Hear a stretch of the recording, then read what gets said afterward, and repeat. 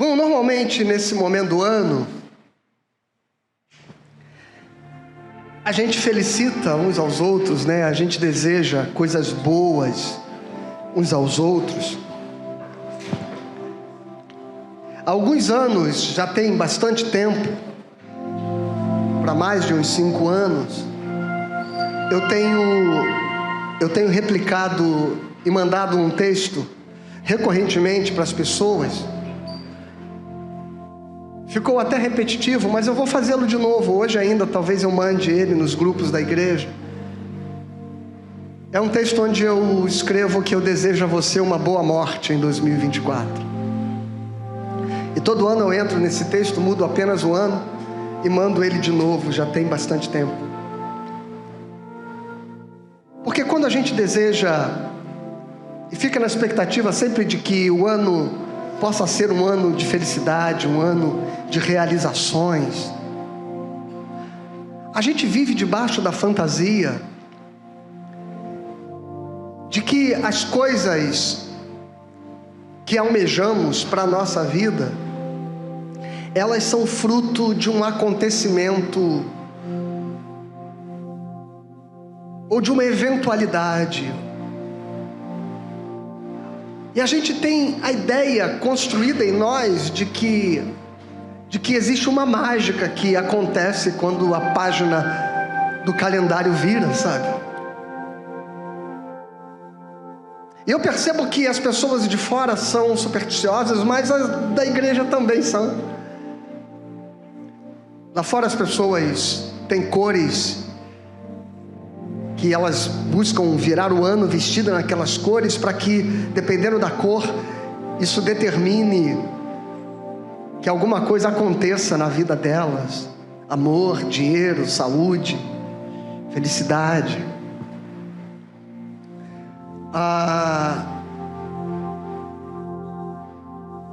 E é engraçado que a gente que não carrega estas superstições, a gente fica olhando, e nós olhamos estas coisas e desdenhamos muitas vezes. A gente diz assim: nossa, como é que as pessoas acreditam nisso, que se ela usar a calcinha amarela vai atrair riqueza?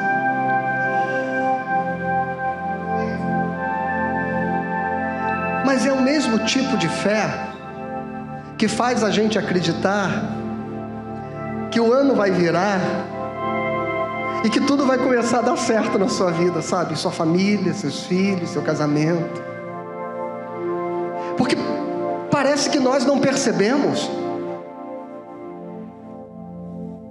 que os resultados colhidos dependem das sementes plantadas.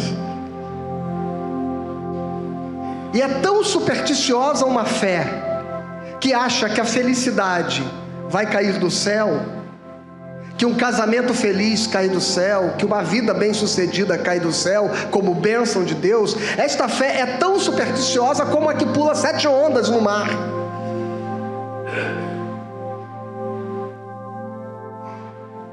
Eu assisti a uma sketch ontem de um grupo de humor que a entidade chegava com uma mala de dinheiro, abordava a pessoa na esquina da rua e dizia: olha, você é fulana? É, toma o dinheiro que você pediu. E ela diz assim: mas que dinheiro? Esse dinheiro é meu? É uma mala de dinheiro. Sim, não foi você que foi lá e fez a oferenda? E a pessoa: ela foi. Demorou um pouco, sabe? Porque sabe como é que é? O ano novo começa na China, a gente começa a entregar os sonhos pela China até chegar aqui, por isso que atrasou uns dias. Mas está aqui, você pediu dinheiro na virada do ano, né? Você não vestiu a roupa tal? Então está aqui, seu dinheiro chegou. É engraçado isso, mas é esse tipo de fé que a gente vive. É esse tipo de fé que a gente constrói na nossa mente, de que as coisas na vida acontecerão mercê de uma provisão sobrenatural que vai fazer com que elas aconteçam independente de nós. A Bíblia não nos ensina este tipo de fé. A Bíblia nos ensina uma fé que diz que nada acontece por causa do seu esforço.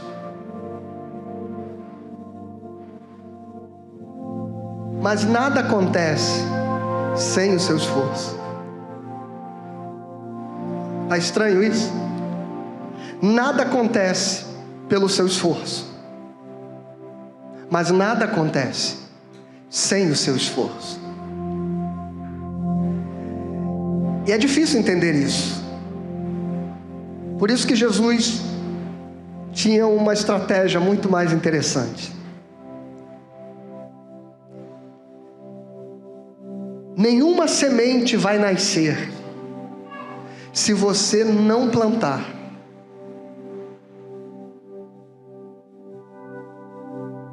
Mas mesmo as sementes que você planta só vão nascer se Deus quiser. Entendeu agora? O que significa que nenhuma semente vai nascer sem que você tenha se esforçado por plantá-la. Mas nenhuma semente nasce porque você plantou, porque quem dá o crescimento é Deus.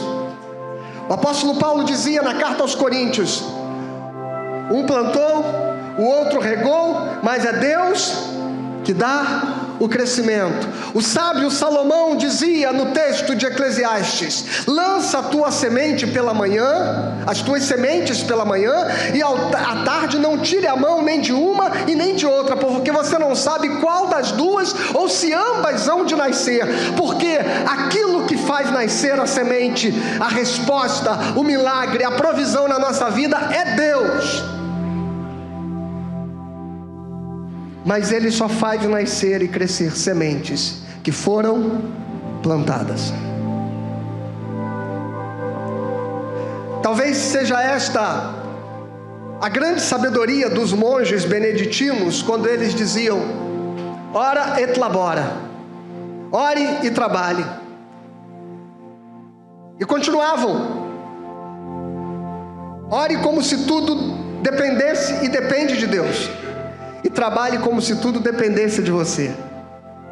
A nossa história com Deus, ela caminha no sentido de que tudo que Deus faz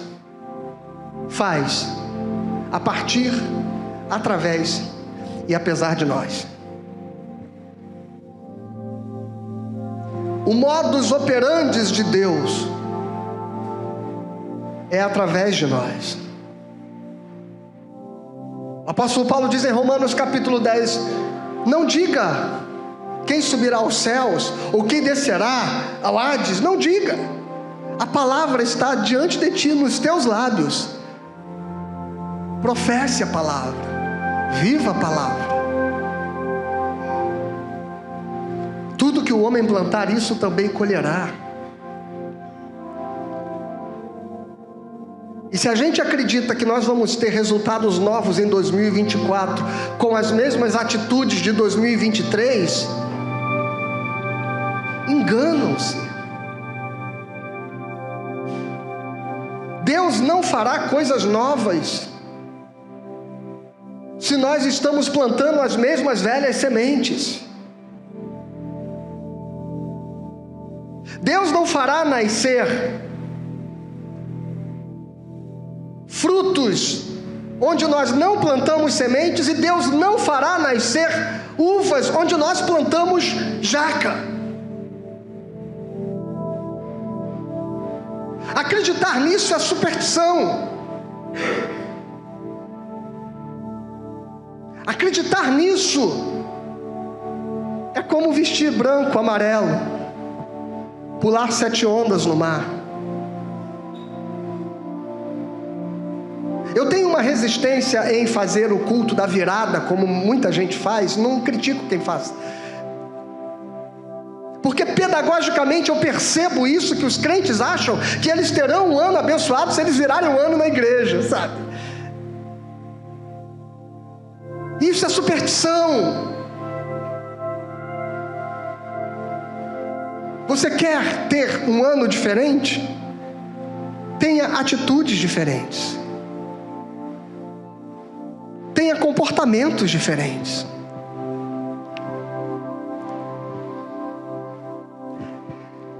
Só que a grande questão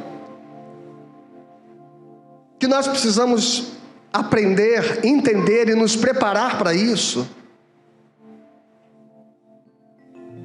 é que toda mudança produz desconforto. Toda mudança produz desconforto. Toda mudança requer sacrifícios. Porque mudanças têm a ver com escolhas. E escolhas na vida do crente não tem a ver com você optar por duas coisas que estão na sua frente. O problema de nós evangélicos é que nós estamos vindo para caminhar com Jesus, querendo que Deus acrescente coisas na nossa vida. E não entendendo que caminhar com Jesus significa abrir mão de coisas, deixar coisas. As escolhas que Deus coloca diante de nós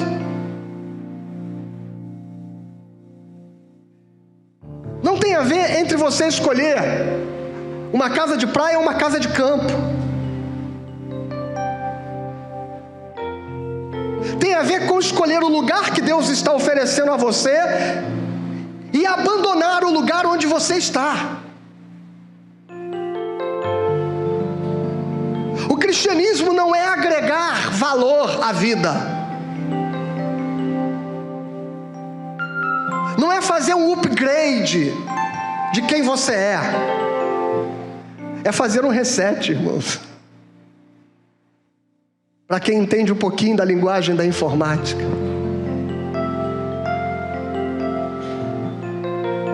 É fazer um reset, é deletar os arquivos velhos. É formatar o HD. E perder aquelas fotos que você guarda há tantos anos, sabe? Que lhes são preciosas. Não dá um desespero quando queima o HD, quando o celular quebra? Com todas as suas lembranças, memórias, registros. Meu computador ontem caiu do sofá, pifou o outro.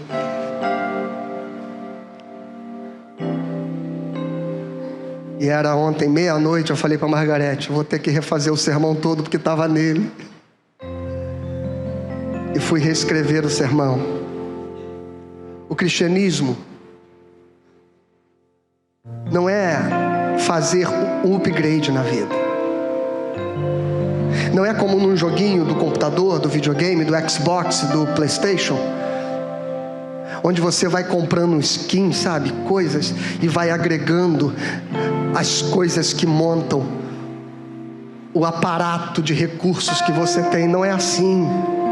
O cristianismo significa, para ter algo novo, deixar algo velho. E essas escolhas são escolhas que vão nos levar a sofrimento, a decisões que não são fáceis, que têm a ver com viver ou morrer. Ser cristão é morrer cada dia.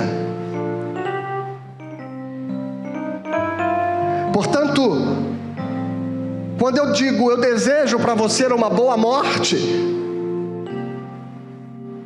porque eu quero que você aprenda e entenda que só haverá coisas novas na sua vida se as coisas velhas morrerem. E a pergunta que eu quero fazer é: quem está disposto a morrer por Jesus?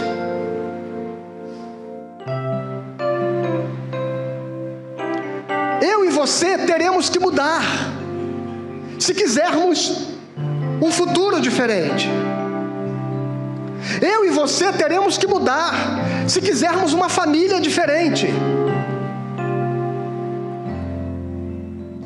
Eu e você teremos que mudar se quisermos construir relacionamentos em novos patamares e sob novos valores e novos princípios.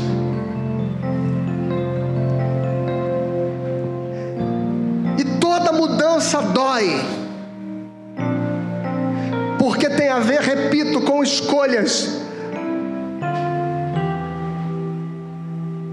E toda vez que nós escolhemos algo, significa que nós temos que abandonar algo.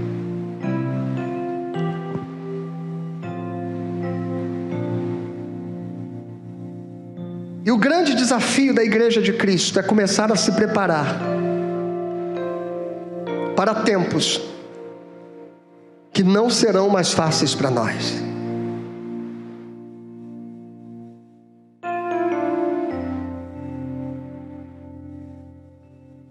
E aqui reside uma outra decepção, porque a gente vive todos os dias dizendo: vem Senhor, Maranata. Todos os dias nós oramos e clamamos para que Jesus volte depressa, não é verdade? Mas quanto mais se aproxima este dia, maior será a tribulação que virá sobre nós. E nós estamos preparados para isso? Ou a gente está reunido aqui nesta manhã para desejar que a igreja tenha um ano feliz? Porque eu vejo tempos difíceis diante de nós.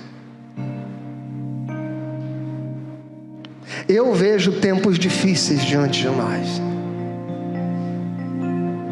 O texto que eu quero ler com você está no livro do profeta Daniel, capítulo 3.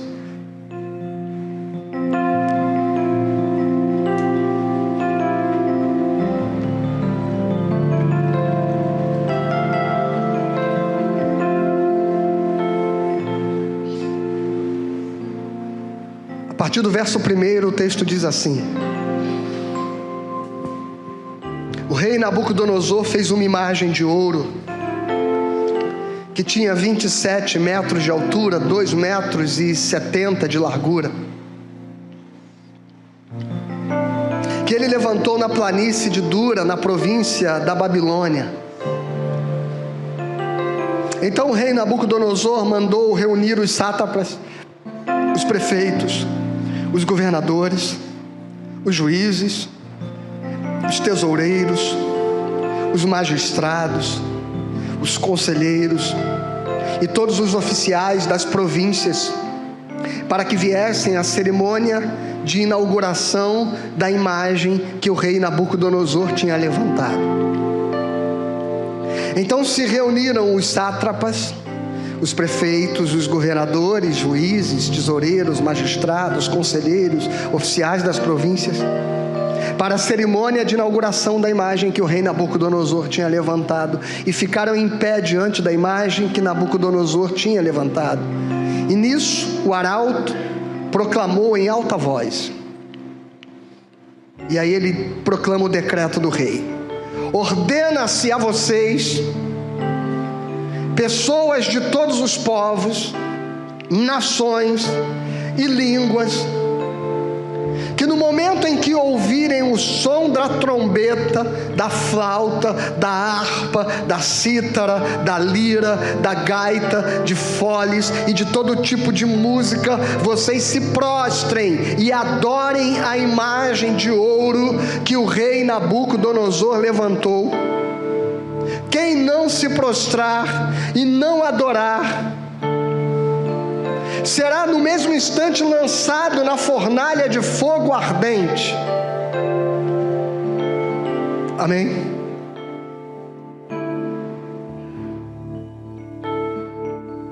Irmãos, essa história está acontecendo por volta do século 7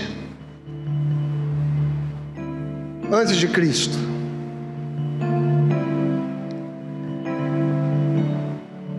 Israel, ou século 6 para ser mais preciso, Israel foi levado cativo para a Babilônia. Só que não foi todo o povo que foi levado cativo. O povo que foi levado cativo foram todos aqueles que tinham alguma qualificação ou tinham alguma capacidade, formação técnica, administrativa, filosófica, científica, qualquer tipo de saber, ou fosse um nobre preparado para posições de liderança. esses que foram levados cativos. Nabucodonosor não levou os simples, os pobres, os humildes, os analfabetos, e a maioria da população era. Ele levou apenas alguém que pudesse agregar algum valor de conhecimento ao Império Babilônico. E ele estabeleceu estas pessoas como lideranças, como administradores das províncias da Babilônia. Entre essas pessoas estavam 3 moços, que nós vamos ouvir o nome deles daqui a pouco: Ananias, Misael e Azarias. Que talvez você não lembre desses nomes, porque você aprendeu a ouvi-los com os nomes babilônicos deles: Sadraque, Mesaque e Abednego. Mas é importante entender que Sadraque, Mesaque e Abednego não se chamavam Sadraque, Mesaque e Abednego. Eles se chamavam Ananias, Misael e Azarias, respectivamente. E foram levados para a Babilônia. Lembre-se que o livro de Apocalipse, que aponta o sistema do anticristo no fim dos tempos, ele se refere a este sistema como sendo a grande Babilônia. Esta história tem a ver com a nossa história, porque a Babilônia de Sadraque, Mesaque e Abednego será a Babilônia do fim dos tempos, e nós estamos vivendo no meio desta grande Babilônia. Uma Babilônia que tem a ver com os sistemas econômicos que regem o mundo. Uma Babilônia que tem a ver com os sistemas que classificam as pessoas entre as que servem e as que não servem ao sistema, entre as que trabalham a favor dos sistemas e entre aquelas que serão subjugadas por ele como força de mão de obra. E assim, Nabucodonosor leva para o meio do sistema apenas as pessoas que ele julgava terem a capacidade tal para servir a este sistema, e deixava na terra os camponeses, trabalhadores, pastores, sobre quem eles impunham apenas o sacrifício massacrante dos tributos, dos impostos, impingindo fome e miséria em todas as regiões dominadas pelo império. Este é o modelo da Babilônia. O modelo de desenvolver o seu império, as suas cidades, e levar para elas todos aqueles que eles julgam qualificados para estas atividades, e explorar o trabalho, o esforço, o suor do pobre, do camponês, do pastor, do agricultor.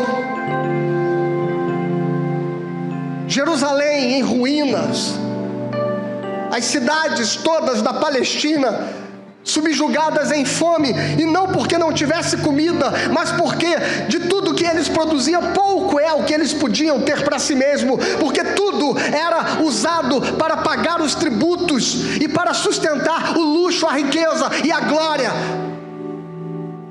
de Babilônia. E Nabucodonosor, rei de Babilônia, levanta essa estátua. E quem ele convoca para estar diante daquela estátua? Todas aquelas pessoas que estavam em posição de relevância, todas aquelas pessoas que de alguma forma faziam parte daquele sistema e que tinham conhecimento para fazer com que aquele sistema continuasse servindo à riqueza, ao domínio e a ostentação de poder do seu rei. E ele levanta uma estátua e diz que todos devem se ajoelhar diante dela, adorando-a, devotando-se a ela. Entre estes homens todos estavam Sadraque, Mesaque e Abednego, que eram governadores de províncias babilônias. haviam sido nomeados, sendo eles judeus levados cativos, haviam sido nomeados governadores da província da Babilônia.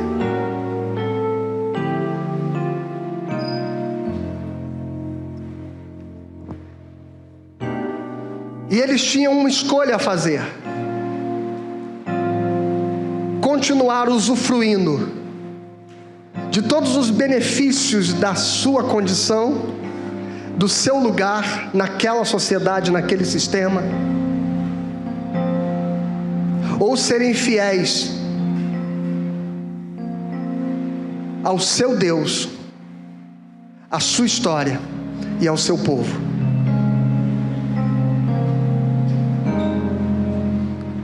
Eu não sei se você consegue perceber a semelhança entre este texto e o Evangelho de Mateus no capítulo 4. Quando Satanás diante de Jesus mostra a ele todos os reinos da terra e diz: tudo isso eu te darei se prostrado me adorares. Diante de nós está um desafio: ganharmos o mundo sob o preço de perder a nossa identidade, de se ajoelhar diante de um falso Deus,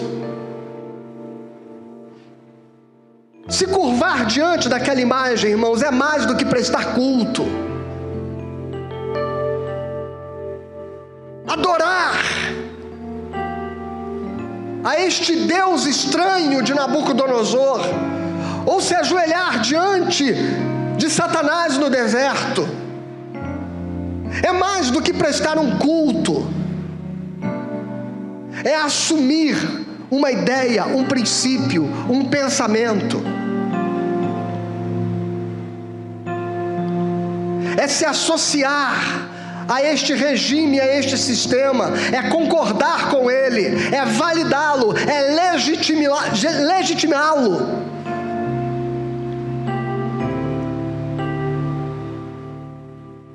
É servir a um sistema que Jesus dá nome a ele. Você já reparou que em toda a história do Evangelho, Jesus fala absolutamente nada a respeito dos deuses romanos? Já reparou isso? Ele não fala dos deuses romanos, ele não fala das divindades gregas.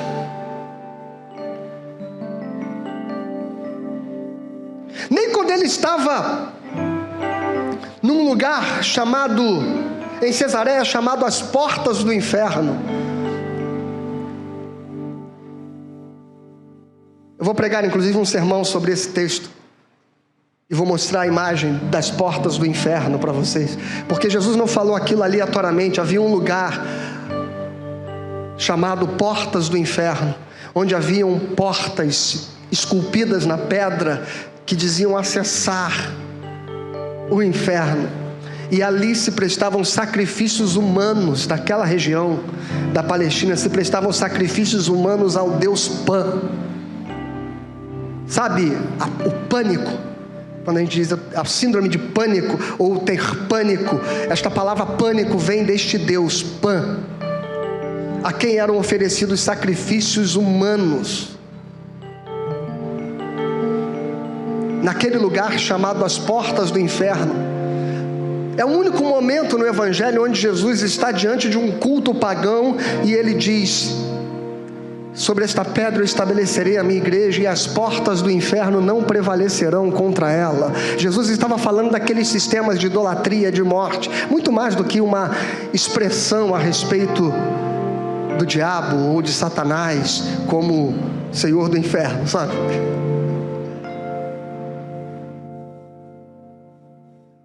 Mas Jesus não se refere ao panteão grego, ao panteão romano, às divindades, aos ídolos, às estátuas que haviam espalhadas em Samaria. Há um Deus que Jesus se refere e diz: ou você serve ao Senhor, ou você serve a Mamon. A única divindade a quem Jesus se refere em todo o Evangelho, que se apresenta como oposição ao reino de Deus, é Mamon. E o que Mamon representa? O que o Mamon representa? O dinheiro, as riquezas, os bens, a luxúria, a avareza.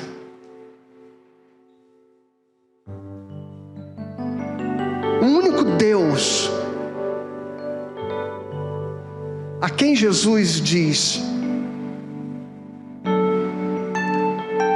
a quem Jesus se refere como sendo capaz de corromper a santidade do seu povo, era o sistema que produzia as riquezas do mundo e deste mundo.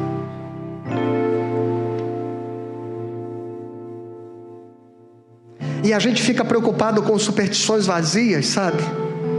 Como eu já disse aqui, eu não vou comprar o biscoito Orion, porque tem um símbolo satânico no biscoito. Sabe, se você for jogar os seus Oreos fora, joga não, traz pra cá que eu levo lá pra casa. Eu não vou comprar maionese Hellmann's, porque Hellmann's significa homens do inferno. É muito engraçado isso. O nome não é nem em inglês, o nome é alemão. Pode fazer o quê, né?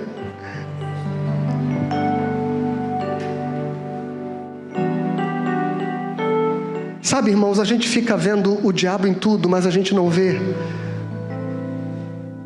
o único poder efetivamente do diabo que tem corrompido os nossos corações. O apego a este sistema do mundo.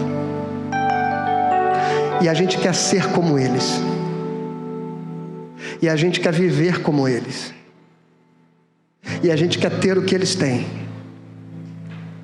E mais, para a gente ter o que eles têm, a gente tem que seguir os mesmos planos, ter as mesmas atitudes e os mesmos comportamentos. E aí a gente está na empresa e o colega do lado deixa de ser o amigo para ser aquele com quem nós competimos pela próxima promoção. E nós nos tornamos adversários uns dos outros. Porque tudo nesse sistema tem a ver com disputa. Tudo nesse sistema tem a ver com o fato de quem é melhor e de quem é pior. De quem é mais eficaz e menos eficaz. E a gente não percebe que a gente reproduz isso dentro da estrutura da igreja. Há muito tempo eu disse aqui, já faz muitos anos, que eu não queria que se desse prêmios, estrelinhas no mural,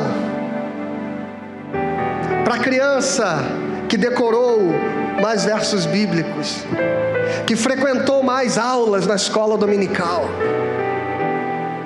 Porque toda vez que nós fazemos isso, nós estamos ignorando as dificuldades da outra criança que vive numa família que não dá a ela as mesmas condições, apoio e sustentação para que ela apresente os mesmos resultados daquela que o pai ora junto, que o pai lê a Bíblia, que o pai traz para a igreja. Ela nunca terá uma estrelinha naquele mural, porque ela não teve a mesma oportunidade, as mesmas chances, mas nós classificamos as pessoas com estrelinhas. Os mais competentes e os menos competentes, os mais úteis e os menos úteis.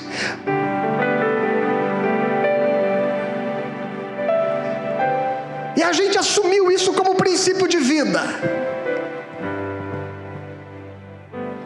ao ponto da gente olhar o pobre e o miserável e achar que ele é pobre e miserável para muitos porque quer ser.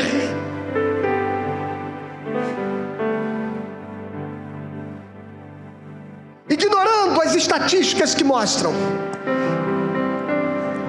que mais de 90% das pessoas que já nascem ricas morrem ricas, ainda que não façam nada para merecer serem ricas. E mais de 90% das pessoas que nascem pobres morrem pobres, ainda que façam todo o esforço tentando deixar de ser.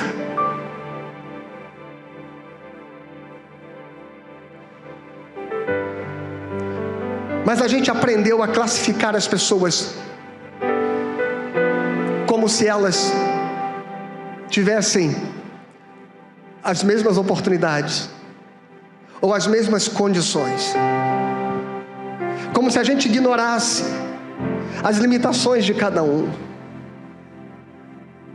Alguns anos atrás, crianças com TDAH, com autismo, eram classificados como os burros da escola. Estavam com aquele chapéu de cone, sendo envergonhados, porque este é o sistema do mundo, que não entende que cada pessoa é uma pessoa particular e especial,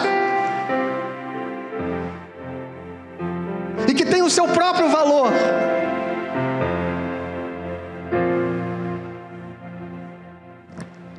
A igreja não pode reproduzir este sistema. A igreja não pode se moldar a este sistema. A igreja não pode ambicionar ser como este mundo. Sadraque, Mesaque e Abidjanego, desde que chegaram em Babilônia, se recusaram a se submeter aos mesmos padrões da cultura daquele lugar. Eles não comeram das mesmas comidas e dos mesmos alimentos sacrificados aos deuses babilônicos. Eles preservaram a sua identidade. Eles disseram: deixa a gente comer a nossa comida, da nossa gente, do nosso povo.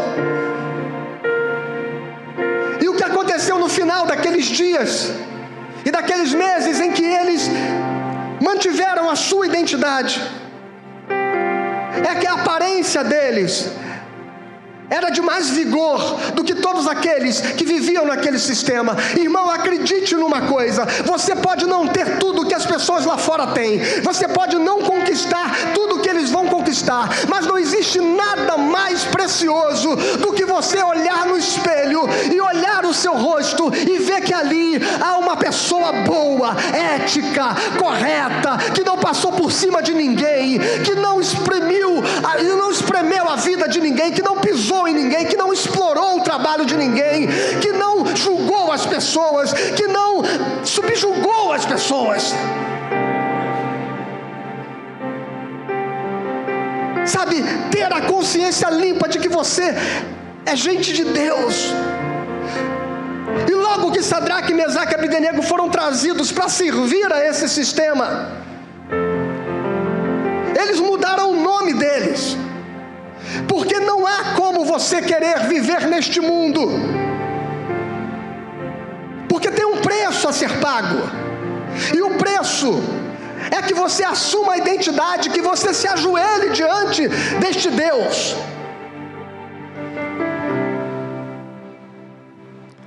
E tem um monte de gente que está frequentando a igreja,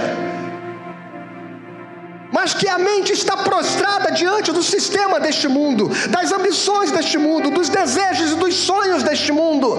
Nós não somos deste mundo, irmãos. Nós não somos deste mundo. O nome Ananias significa Deus tem me favorecido. O nome Misael significa aquele que é como Deus é. O nome Azarias significava aquele a quem Javé ajudou. E os babilônicos mudaram seus nomes e passaram a chamar Ananias de Sadraque, que significa o grande escriba. Percebe? O nome dele apontava para a glória de Deus, mas o mundo quer que o seu nome aponte para a sua glória. O grande escriba. Azarias, o nome significava aquele que é como Deus. E deram o nome a ele de Mesaque, que significa o convidado do rei. É como se o seu prazer deixasse de estar em conhecer ao Senhor, mas em ser alguém reconhecido pelo mundo.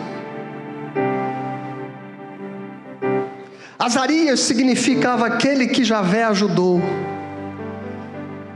E deram a ele o nome de Abidjanego, que significa o servo de Nebo, que era um deus babilônico. Tudo neste mundo tem a intenção de mudar a sua identidade, o seu caráter, a sua índole, o seu pensamento, a sua mente. Por isso que Paulo diz: não vos conformeis com este presente século. E o verso 7 diz assim: e assim, quando ouviram o som da trombeta, da flauta, da harpa, da cítara, da lira e de todo tipo de música, pessoas de todos os povos, nações e línguas se prostraram e adoraram a imagem de ouro que o rei Nabucodonosor tinha levantado. No mesmo instante, alguns homens caldeus se aproximaram e acusaram os judeus. E disseram ao rei Nabucodonosor: que o rei vive eternamente. O Senhor, ó rei, baixou um decreto ordenando que todo homem que ouvisse o som da trombeta, da flauta, da harpa, da cítara, da lira, da gaita, de foles e todo tipo de música, deveria se prostrar e adorar a imagem de ouro, e que todo aquele que não se prostrasse e não adorasse seria lançado na fornalha de fogo ardente. Há uns homens judeus que o Senhor, ó rei, pôs como administradores da província da Babilônia: Sadraque, Mesaque e Abednego. Esses homens fizeram pouco caso do Senhor, ó rei, e não prestam culto aos deuses do rei, nem adoram a imagem de ouro que o Senhor levantou. Essa é uma decisão difícil, irmãos. E se você tiver que tomar esta decisão na sua vida, saiba que ela será difícil. E ela terá consequências. E ela terá consequências.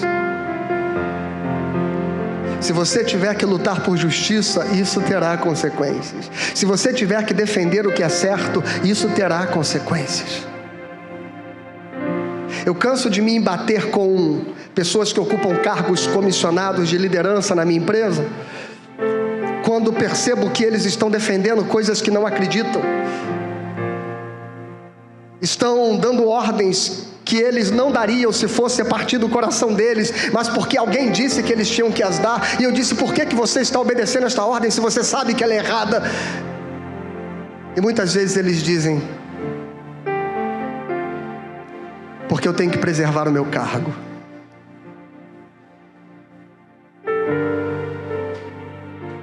Quantas vezes nós estamos negociando os nossos valores para preservar o nosso prestígio no meio deste sistema, no meio deste lugar onde nós vivemos? Pastor, mas se a gente não tiver jogo de cintura, pois é, se a gente não se ajoelhar, se a gente não se prostrar diante deste ídolo, a gente vai cair na fornalha de fogo, irmãos. Você tem expectativa de que a igreja tenha um futuro feliz? Eu digo para você uma coisa: o final da nossa história será feliz, como nós cantamos aqui, mas o caminho para nós chegarmos até lá não será feliz. Não se decepcione com esta palavra. O caminho da igreja que vai chegar fiel ao final da história será um caminho muito difícil. Terça-feira nós pregamos a igreja de Sardes aqui: seja fiel até a morte e eu te darei a coroa da vida. Não estranheis a tribulação que virá contra vocês, muitos de vocês serão jogados na prisão, é o que disse o Senhor à igreja de Sardes. Mas ao que vencer, não passará pela segunda morte. Qual é o prêmio que você espera? Qual é o resultado que você quer para a sua vida? O sucesso neste mundo ou a glória de Deus?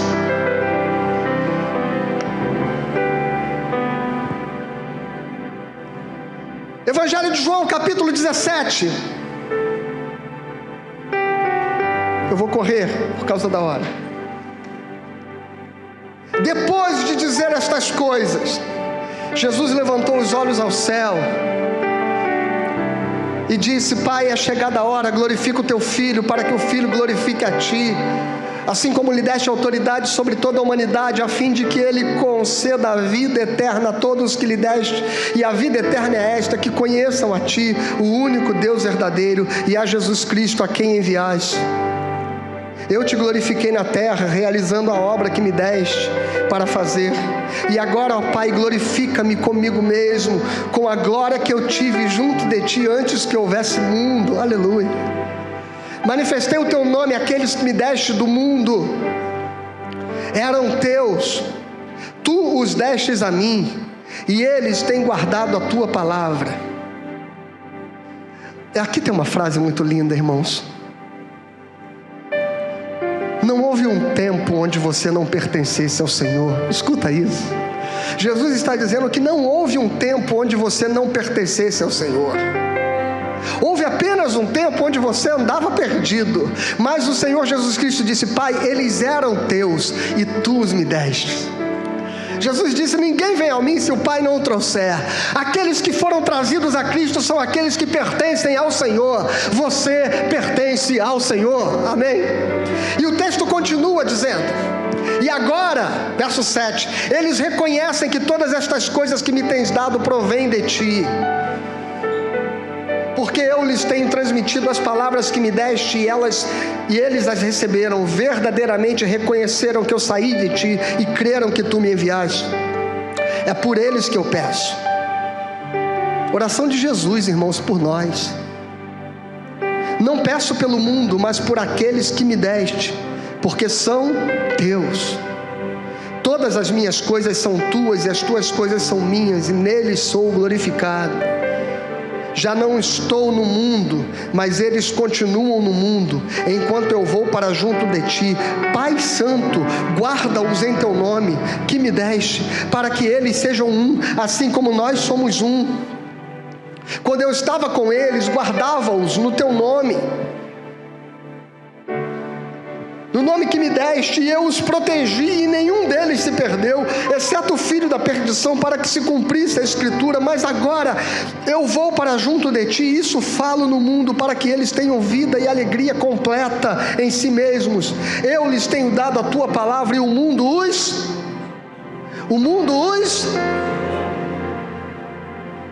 Este é o lugar da igreja no mundo. Não é um lugar onde o mundo estará feliz conosco. E o mundo os odiou. E quando eu falo do mundo aqui, eu estou falando dos sistemas do mundo. Não estou falando da pessoa, do teu vizinho. Não, para com essa ideia de você tratar o outro, a pessoa, o ser humano que convive com você como seu inimigo. Eu estou falando de um sistema que o Senhor chama de mundo. O mundo os odiou, porque eles não são você não é do mundo. Eu não gosto de pedir para que você repita coisas, mas eu queria que você fizesse isso, dissesse isso ao seu coração: eu não sou do mundo.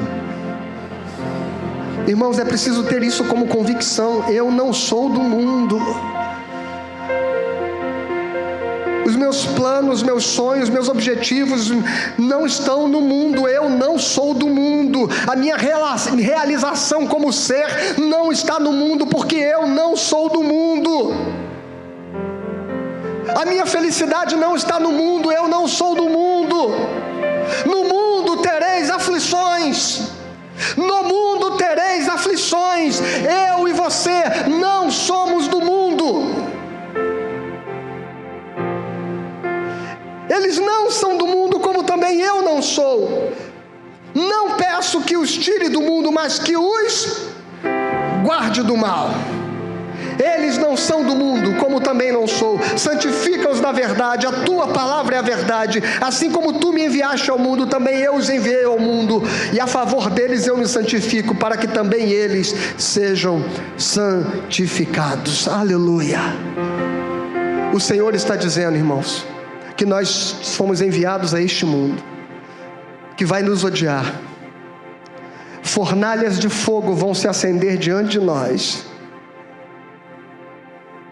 E se nós formos fiéis ao Senhor, nós seremos jogados nas fornalhas de fogo deste mundo.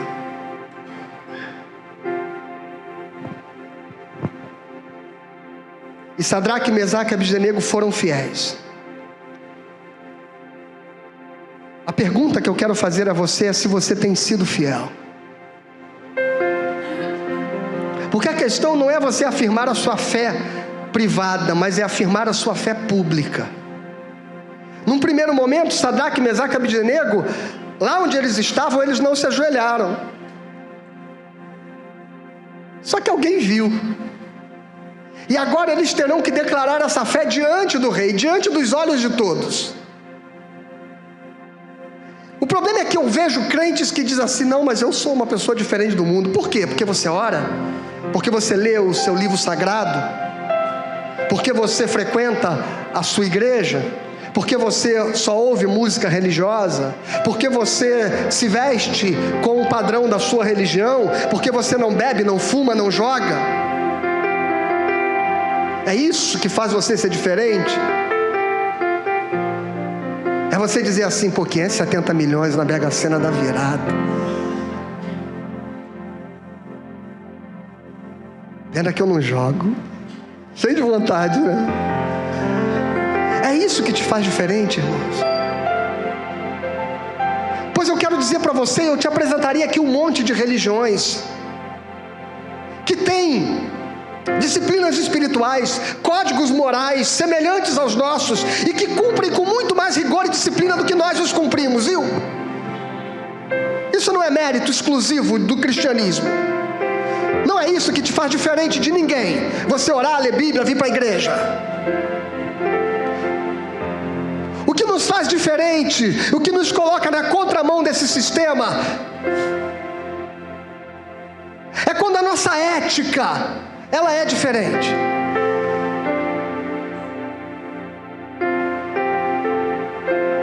É quando você, e parece que a gente está falando de coisas muito complexas. Não estou falando de coisas complexas não, irmão. É quando você não para no meio da rua para fazer uma bandalha de carro, atrapalhando todo mundo, sem se importar com ninguém, como se a rua fosse sua. Porque é assim que agem as pessoas do mundo. É como quem joga lixo na rua, que coloca a sacola de qualquer jeito, não se preocupa que o cachorro vai espalhar tudo e depois o gari vai ter que varrer. Porque parece que quando a gente fala de ser cristão, a gente está falando de coisas muito elevadas, como orar, como meditar, como vir para o culto. Não, ser cristão tem a ver com coisas simples. É se preocupar com o que a gente consome e com a consequência que isso tem no planeta. Ser cristão tem a ver com ser consciente em relação às coisas que a gente usa, consome, veste. É como a gente pensa, entende e compreende as questões relativas à fome, à pobreza, à miséria. É como a gente encara as desigualdades do mundo. É como a gente trata nossos filhos, nossa esposa. Que tipo de palavras a gente diz para o nosso cônjuge?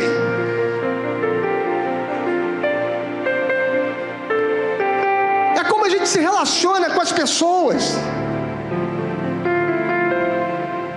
Então, se você quer saber se você é do mundo ou se você não é do mundo, pergunte para sua mulher, para o seu marido, que tipo de esposo ou esposa você tem sido. Se ele é feliz com você, se você o faz feliz.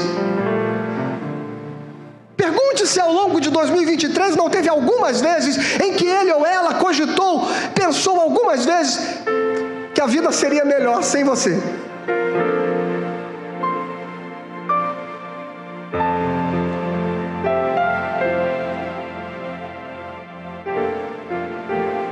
Eu sei que a minha esposa muitas vezes pensou isso.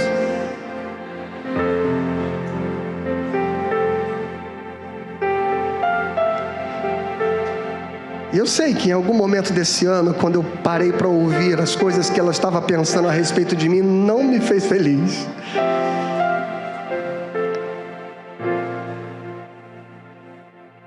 Mas é aí que eu tenho que fazer escolhas.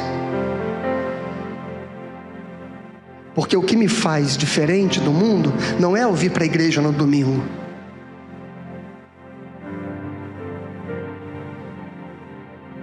É eu me tornar o marido que ela espera que eu seja.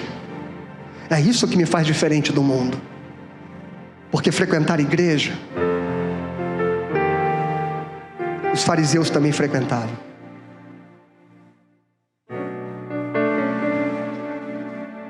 Você quer um ano diferente, irmãos? Pense nisso. O verso 16 diz que Sadraque, Mesaque e Abednego responderam ao rei: ó Nabucodonosor, quanto a isso, nós não precisamos nem responder, nem precisa insistir se a gente vai ajoelhar, se a gente não vai, é isso que eles estão dizendo. Mas sabe por quê? O problema do crente de hoje, o problema do crente moderno, é que o crente moderno, ele acha que Deus vai recompensar a sua fidelidade, sabe? Que a curto prazo ele vai fazer um sacrifício aqui e a bênção chega amanhã. Não é assim que a coisa acontece. E eles disseram assim: se o Deus, verso 17, vamos ler juntos em voz alta, lê junto, vão comigo, vamos lá. Se o nosso Deus, a quem servirmos, quiser livrar-nos, Ele nos livrará da fornalha de fogo ardente e das tuas mãos, ó rei. Leu 18. E mesmo que Ele não nos livre, fique sabendo, ó rei, que não prestaremos culto aos teus deuses, nem adoraremos a imagem de ouro que o Senhor levantou. Santidade, fidelidade e compromisso com Deus não tem a ver com a recompensa que você espera receber, mas tem a ver com o fato se você se transformou numa pessoa efetivamente boa. Ah, eu faço isso porque se eu resistir eu vou para o céu, ou eu vou ser abençoado, ou Deus vai me dar a bênção, ou Deus vai me honrar. Se o seu objetivo é esse, então você é apenas uma pessoa ambiciosa, não se tornou uma pessoa melhor. Eles estão dizendo aqui: se Deus quiser me livrar, Ele vai me livrar, mas se Ele não quiser, ainda assim eu vou me manter fiel. Sabe por quê? Porque tem a ver com quem eles eram, com o nome que eles carregavam, e não com o fato de que eles faziam coisas certas para ir para o céu. Se você está na igreja buscando fazer coisas certas para ir para o céu, então você não é diferente do mundo, porque todas as pessoas costumam fazer coisas certas quando lhes são oferecidas recompensas. A questão é se você está disposto a fazer o certo, ainda que não haja benefícios, ainda que não haja lucro, ainda que não haja sucesso, ainda que não haja reconhecimento.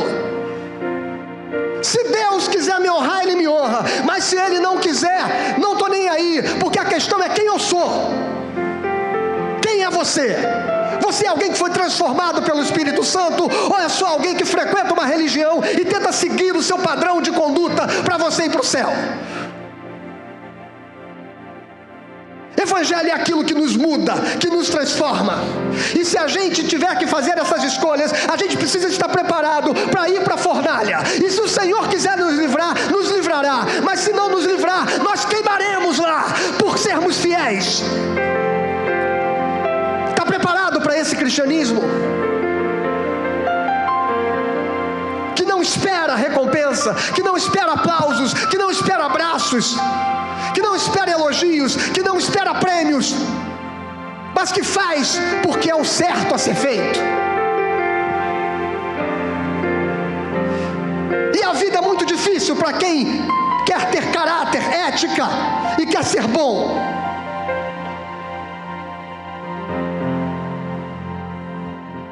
E é difícil fazer as escolhas certas. Talvez por isso o seu planejamento da virada do ano passado para cá, ficou pelo meio do caminho. O que ficou pelo meio do caminho? Ah, você disse: esse ano eu vou consertar as coisas quebradas aqui, que a minha esposa, eu já disse para ela que eu vou fazer, mas ela de 6 meses fica tentando me lembrar disso. A academia, né?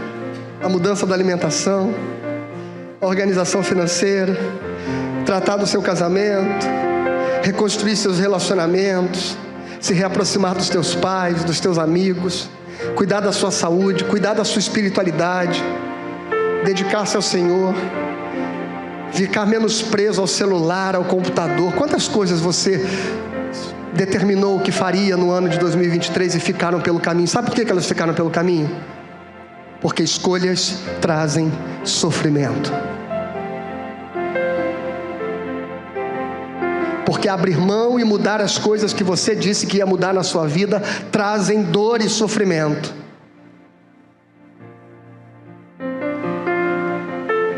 E quando a gente ainda não vê a recompensa, aí é que a gente desanima. Porque tu vai para a academia no primeiro dia e já sai da bicicleta e sobe na balança.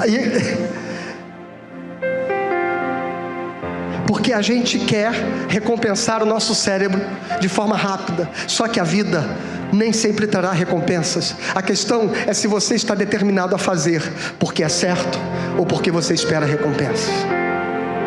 E porque nós queremos recompensas, as coisas ficaram no meio do caminho. Porque a gente até tentou fazer, mas estava difícil. Mas a gente não viu o resultado. Mas demorou muito. E as coisas ficaram para trás. E elas vão ficar para trás em 2024 de novo, se você não entender que é preciso fazer escolhas e aceitar o sofrimento que elas vão trazer. E a dor que elas vão trazer. Se você quer ter um final feliz. E eles foram jogados na fornalha de fogo. E vocês conhecem o final da história. Nabucodonosor disse: não foram 3 os homens que jogamos? Como eu vejo 4 caminhando pela fornalha. E um deles é semelhante ao Filho dos deuses. Aleluia. E ele gritou: Sadraque, Mesaque, Abednego, saiam daí. E eles saíram. As roupas não se queimaram. Os cabelos não se queimaram. A pele não se queimou. E diz o texto que eles não tinham nem cheiro de fumaça. Glória a Deus. Glória a Deus.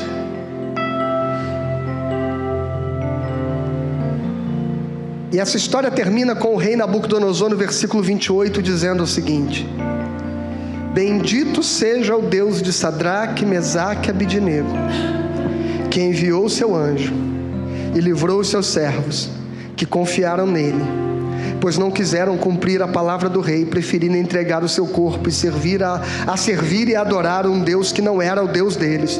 Portanto, eu faço um decreto, ordenando que todo povo, nação e língua que disser blasfêmia contra o Deus de Sadraque, Mesaque e Abednego seja despedaçado, e que as suas casas sejam reduzidas a ruínas, porque não há outro Deus que possa livrar como esse. Então o rei fez prosperar Sadraque, Mesaque e Abednego na província de Babilônia. Amém, irmãos? Amém nada, isso aqui é horrível.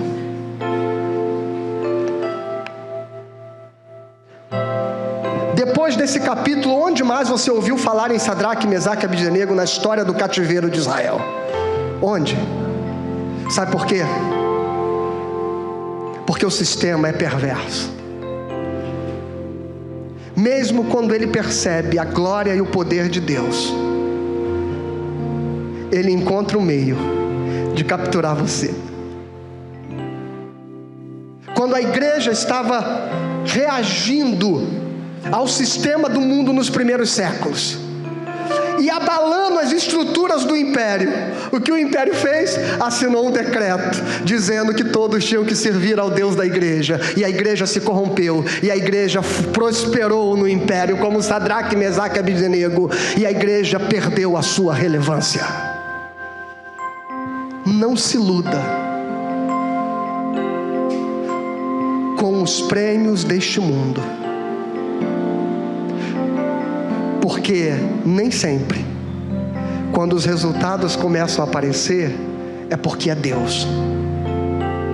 Pode ser apenas uma nova estratégia do diabo para fazer com que você perca a sua relevância. E o que aconteceu?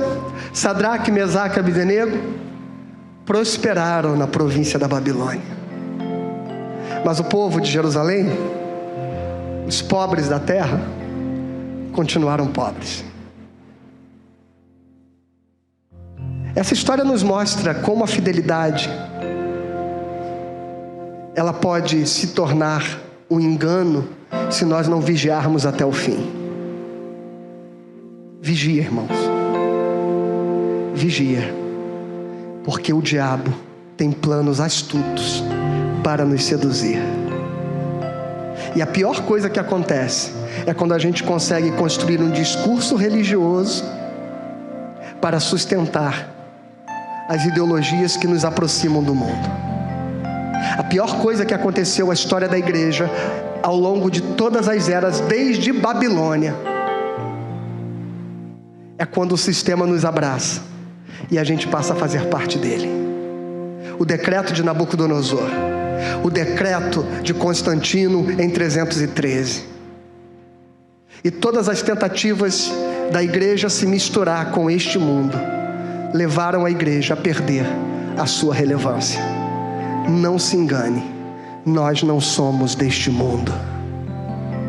Deus abençoe você em nome de Jesus.